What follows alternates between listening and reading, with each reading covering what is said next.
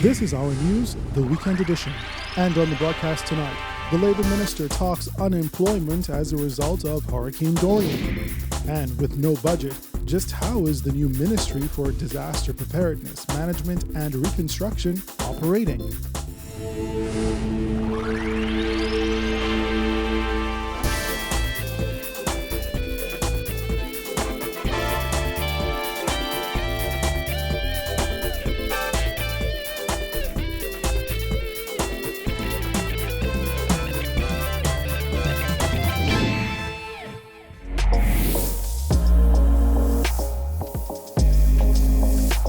Our news is brought to you by Alive.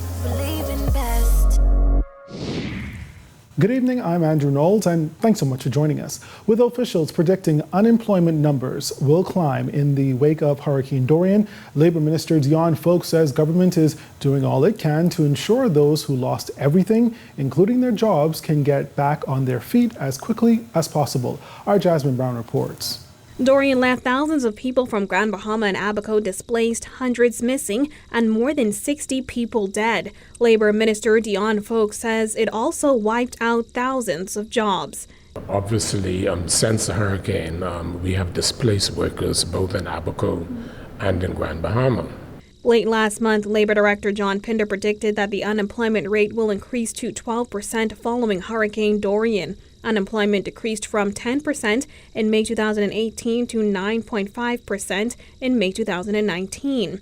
Pinder said Dorian, the strongest storm to ever hit the Bahamas, affected a lot of construction jobs on the island. But Minister Folk said the government was working with several construction companies to provide quick employment for residents from islands impacted by the storm. The government is doing all that we can to provide jobs quickly to both islands. In terms of the restoration, in terms of assisting businesses to be reopened, in terms of getting the normalcy restored to the lives of the residents of both islands. Folks also highlighted the fact that the Minister administration, through the Access Accelerator Small Business Development Center, the Ministry of Finance and private financial partners, has established a grant program to help businesses resume operations as quickly as possible. The 3-year, $10 million loan guarantee and equity financing program allows eligible Bahamian SMEs to secure up to $500,000 in financing. As you know, we have a $10 million fund that we've made available to businesses. That is now being accessed.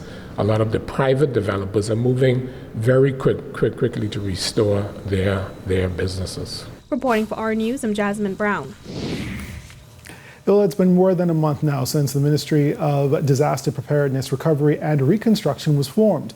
The ministry was formally established in response to the widespread devastation from Hurricane Dorian, and according to the Prime Minister, to help focus and coordinate the national response to the deadly storm.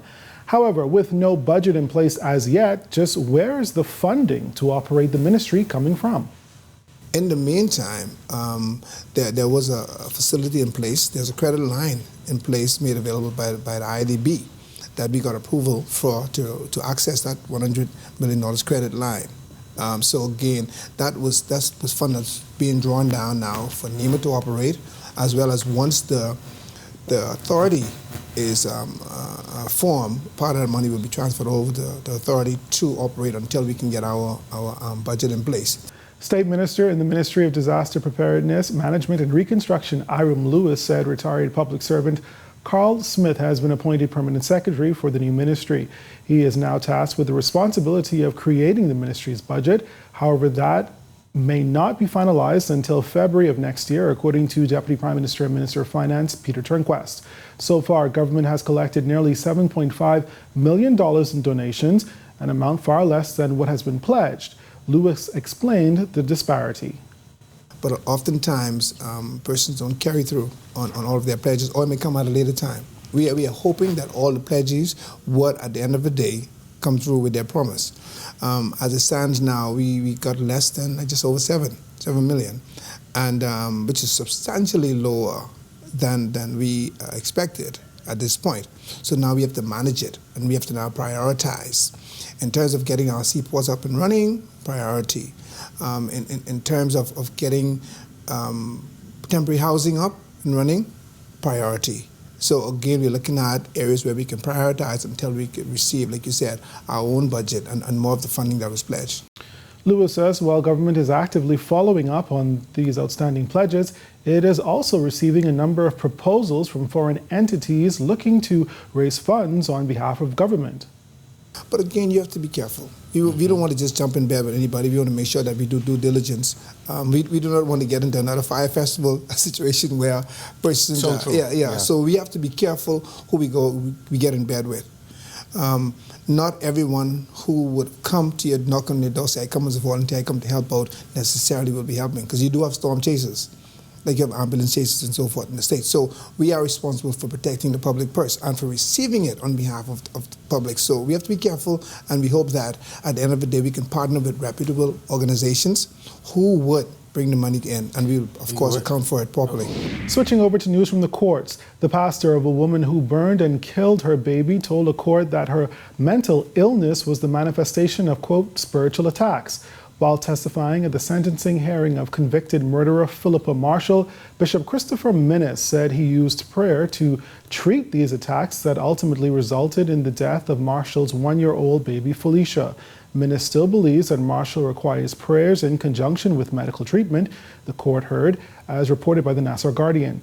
There was no dispute at trial that Marshall grabbed the sleeping child and doused her with gasoline before setting her afire in a locked bedroom nearly 2 years ago at her home in Faith Gardens. The child died from complications from the burned wounds on Valentine's Day last year.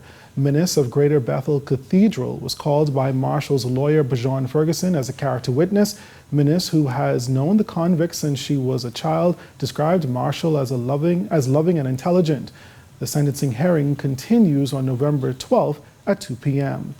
Also from the courts, a judge has set an April 2020 trial date for a jet ski operator accused of the rape of a Canadian tourist, although prosecutors have been unable to locate the alleged victim.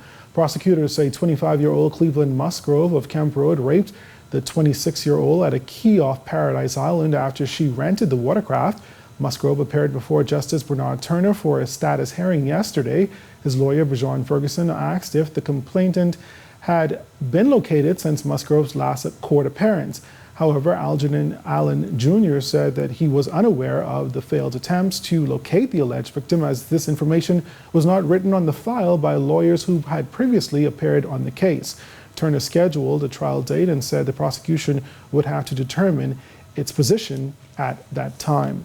And from the crime beat, police need your assistance locating and apprehending 3 suspects responsible for an armed robbery last night. A man was in the area of a park on Arundel Street in Centerville when he was robbed of cash by 3 males who reportedly were armed with sharp objects. The men made their escape on foot. Anyone with information that can assist police with this investigation are asked to contact the Central Detective Unit at 502-9991 or 2 Crime Stoppers at 328-TIPS or the nearest police station. Still ahead tonight, students give blood to save a life. That story and more when our news, the weekend edition, returns.